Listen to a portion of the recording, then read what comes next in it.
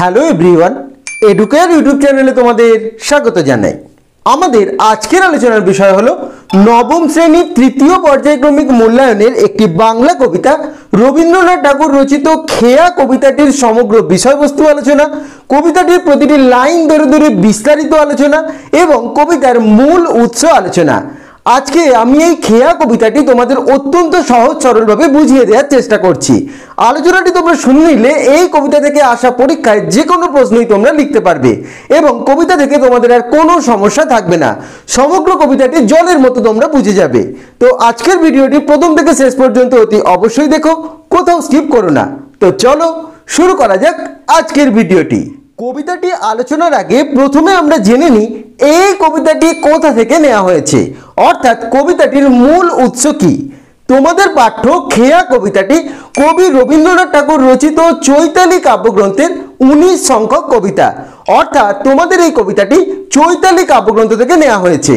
তো এবার প্রতিটি লাইন বিশ্লেষণের মাধ্যমে আমরা কবিতার সমগ্র অর্থগুলি বুঝে নেওয়ার চেষ্টা করি, তাহলেই এই কবিতাটি তোমাদের কাছে একদম পরিষ্কার হয়ে যাবে। তো তোমরা যে যার বই ওপেন করে নাও, অর্থাৎ তোমাদের বাংলা টেক্সট বুকটি খুলে নাও এবং এই কবিতার যে আমি আলোচনাটি তোমাদের বলে দিচ্ছি মনোযোগ সহকারে তোমরা শুনে নাও। খেয়া নৌকা পারাপার করে নদীর স্রোতে, কেহ যায় ঘরে কেহ আসে ঘর হতে, দুই তীরে 2 গ্রাম আছে জানাশোনা, সকাল হইতে সন্ধ্যা করে আনাগোনা। খেয়া নৌকা কথার অর্থ হলো ছোট নৌকা, অর্থাৎ ডিঙি নৌকা। এই ছোট একটি খেয়া নৌকা বা ডিঙি নৌকা দুটি গ্রামের মধ্যে সংযোগ রক্ষা করেছে এবং দুটি গ্রাম রয়েছে নদীর দুপারে, মাঝখানে রয়েছে একটি নদী। এই নদীর মাধ্যমে খেয়া নৌকার সাহায্যে দুটি গ্রামের মানুষ 2 গ্রামে যাতায়াত করে। এখানে কেউ এক গ্রাম থেকে আর এক গ্রামে যায়, অর্থাৎ নিজের ঘর থেকে অন্য জায়গায় যায়, আবার অন্য গ্রামের মানুষ তার ঘর থেকে ওই পাশের গ্রামে আসে, অর্থাৎ অন্য গ্রামে আসে। তাই দ্বিতীয় লাইনটিতে বলা হয়েছে কেহ যায় ঘরে কেহ আসে ঘর হতে, অর্থাৎ একটি খেয়া নৌকার মাধ্যমে এই যে দুটি গ্রাম রয়েছে দুটি গ্রামের মধ্যে একটি আত্মীয়তার সম্পর্ক গড়ে উঠছে। দুটি গ্রামের মানুষের দুটি গ্রামে যাতায়াত করে। দুই তীরে 2 গ্রাম আছে জানাশোনা, এই তো একটু আগে বললাম দুটি গ্রাম, এই নদীর এপারে একটি গ্রাম নদীর ওপারে একটি গ্রাম, অর্থাৎ গ্রাম বাংলার একটি সুনির্দিষ্ট একটি সুনিপুণ চিত্র ফুটে উঠেছে এই কবিতার মাধ্যমে। তারা কখন যাতায়াত করে? সকাল হইতে সন্ধ্যা করে আনাগোনা, অর্থাৎ দিনের শুরু থেকে দিনের শেষ প্রান্ত পর্যন্ত এই 2 গ্রামের মানুষ 2 গ্রামে যাতায়াত করে, অর্থাৎ তাদের মধ্যে একটি আত্মীয়তার সম্পর্ক, একটি সুভ্রাতৃত্বের বন্ধন গড়ে উঠেছে। দুটি গ্রাম দুটি গ্রামের ওপর নির্ভরশীল, অর্থাৎ একটি সুসম্পর্কের বাতাবরণ তৈরি হয়েছে প্রথম 4টি লাইনের মাধ্যমে। অর্থাৎ এই যে 4টি লাইন প্রথম আমি তোমাদের বললাম, এখানে কি বোঝানো হয়েছে? একটি নদী বয়ে গেছে, নদীর দুদিকে দুটি গ্রাম রয়েছে, গ্রামবাসীরা নিজেদের প্রয়োজনে নিজেদের আত্মীয়তার যোগাযোগে এক গ্রাম থেকে আরেক গ্রামে যাতায়াত করে, কেউ এই গ্রাম থেকে ওই গ্রামে যায়, আবার অপর গ্রাম থেকে কেউ এই গ্রামে আসে।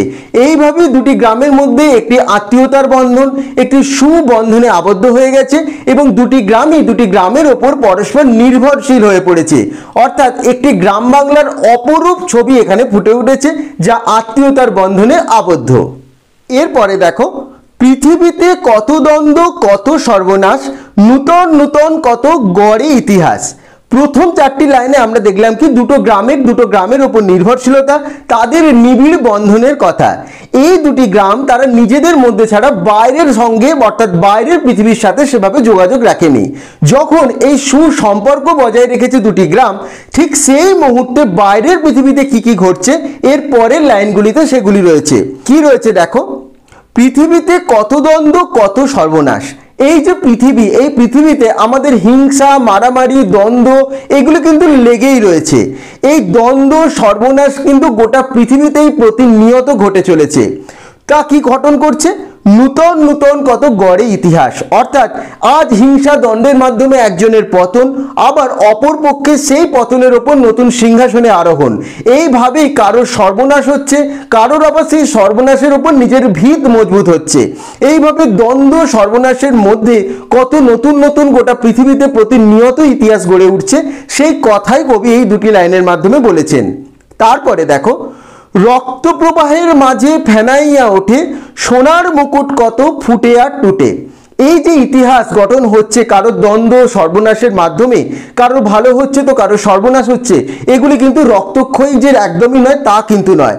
প্রতি মুহূর্তে রক্ত প্রবাহের মধ্যে অর্থাৎ রক্তের বাতাবরণের মধ্যেই সৃষ্টি হচ্ছে নতুন ইতিহাস।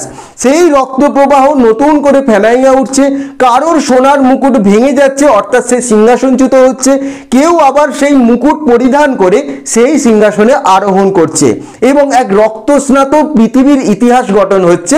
এর মাধ্যমেই কবি বোঝাতে চেয়েছেন যে রক্ত প্রবাহের মাঝে ফেনাইয়া ওঠে সোনার মুকুট কত ফুটে আর টুটে। তারপরে দেখো, সভ্যতার নব নব কত তৃষ্ণা ক্ষুধা, উঠে কত হলাহল উঠে কত সুধা। এই যে সভ্যতার নতুন নতুন কত তৃষ্ণা ক্ষুধার মাধ্যমে নতুন সভ্যতার সৃষ্টি হচ্ছে, অর্থাৎ মানুষের মধ্যে যত তৃষ্ণা বাড়ছে তার মধ্যে যত সৃষ্টির খিদে বাড়ছে, ততই কিন্তু নতুন নতুন জিনিস সৃষ্টি হচ্ছে এই পৃথিবীতে। আমাদের পৃথিবীটাও কিন্তু ক্রমশ এগিয়ে চলেছে ভবিষ্যতের দিকে, কিন্তু তা করতে গিয়ে উঠে কত হলাহল উঠে কত সুধা। সুধা অর্থাৎ হলো অমৃত এবং হলাহল শব্দের অর্থ হলো বিষ।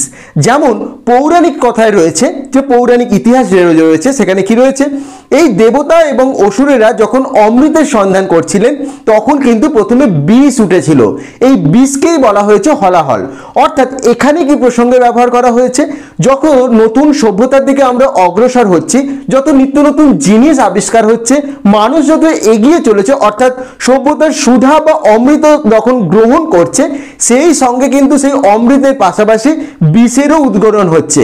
অর্থাৎ অনেক খারাপ জিনিসও কিন্তু পৃথিবীতে ঘটছে, বা এই নতুন জিনিসকে সৃষ্টির আলেখ্যে মানুষের মস্তিষ্ক অনেক খারাপ জিনিসও কিন্তু তৈরি করে ফেলছে। সেই যে হলাহল সেগুলো কিন্তু সরাসরি মানব সভ্যতার উপর এফেক্ট ফেলছে।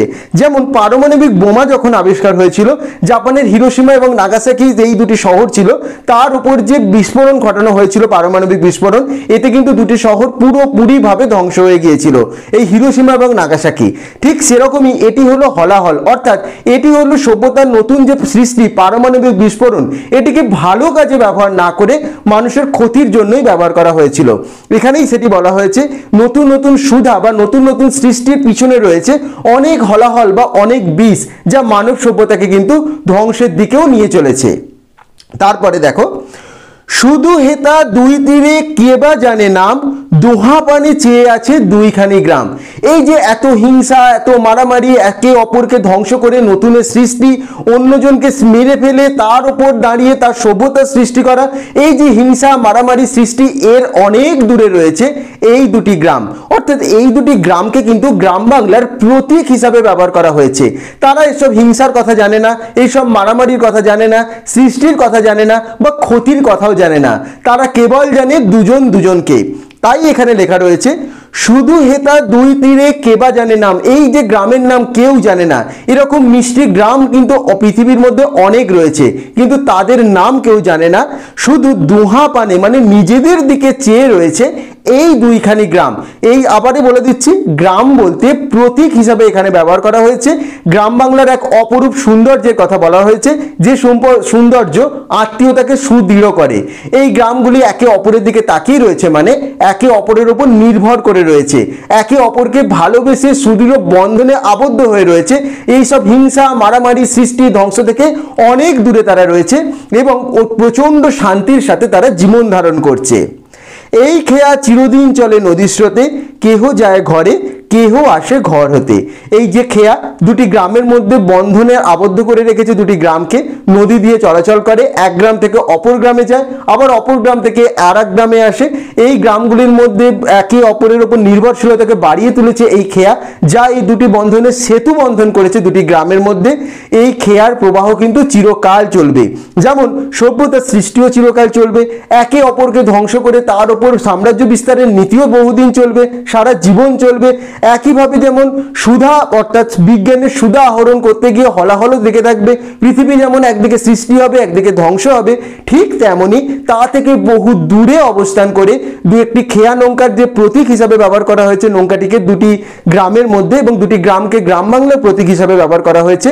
এরকম গ্রামও কিন্তু পৃথিবীতে থাকবে, যারা একে অপরের সাথে নির্ভর করে বাইরের কোনো খবরের মধ্যে নিজেরা না থেকে নিজেদের ভালোবাসার বন্ধনে সারা জীবন আবদ্ধ করে রাখবে এবং এই যে ঘর থেকে যাওয়া এবং ঘরে ফিরে আসা, এটিও কিন্তু পৃথিবী যতদিন থাকবে ততদিন চলতেই থাকবে।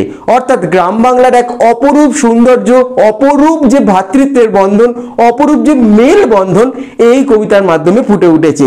অর্থাৎ এই দুটি গ্রামের মধ্যে যোগাযোগের একমাত্র মাধ্যম যে খেয়া, তা চিরকাল এই দুটি গ্রামের মধ্যে বন্ধনকে আবদ্ধ করে রাখবে, দুটি গ্রামকে কখনোই বিচ্ছিন্ন হতে দেবে না।